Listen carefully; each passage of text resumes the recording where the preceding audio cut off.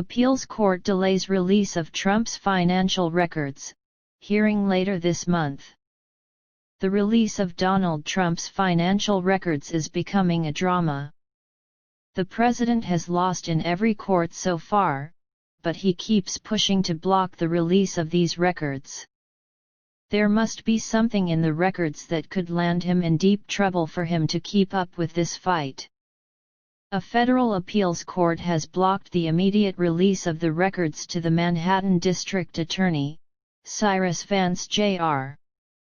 It's not really as much of a win as it sounds like because it's only being delayed until the court has a chance to hear the case later this month.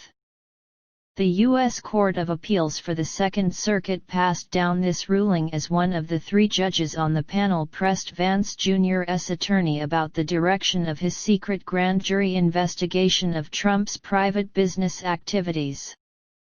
The judge believes seeking 8 years of Trump's tax returns appears really very broad.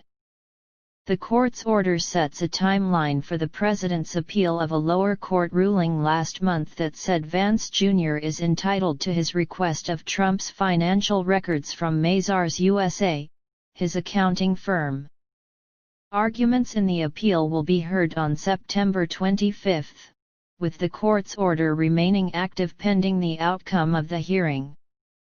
Vance is looking for the records in his investigation of hush money payments that were made before the 2016 election to 2 women claiming to have had sexual relationships with Trump.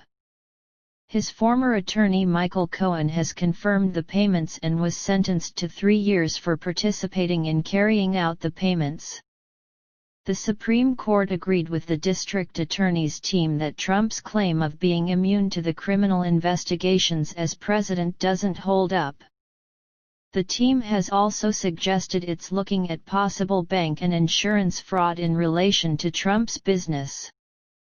Trump's new argument is that Vance Jr.'s request is politically motivated harassment and a fishing expedition that reached too far, making it invalid.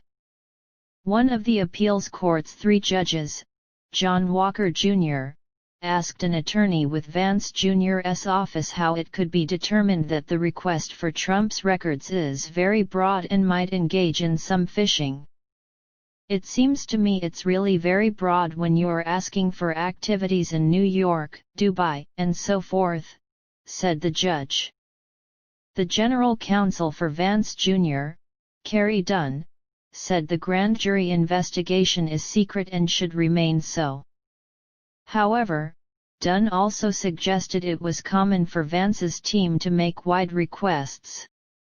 There's nothing unusual about an office like ours asking for information about out-of-state or foreign transactions, Dunn told the appeals court, with many major banks and financial institutions being located in New York. The company at the center has headquarters in Manhattan, that's why we have jurisdiction, he said, assumably referring to Trump's business. The district attorney's office is seeking an expedited review because of impending statutes of limitation if it chooses to pursue criminal charges. Vance's team believes the new arguments are a delay tactic. William Conzovoy, Trump's attorney, said there would be irreparable harm to Trump if the subpoena were enforced before the case is fully litigated and the appeals process exhausted. After the case landed at the appeals court last month, U.S. District Judge Victor Marrero ruled in Vance Jr.'s favor, noting, "Justice requires an end to this controversy." Even if the district attorney's subpoena is eventually enforced, it's doubtful the public will see Trump's financial records before the election, as they may become evidence if he decides to pursue criminal charges.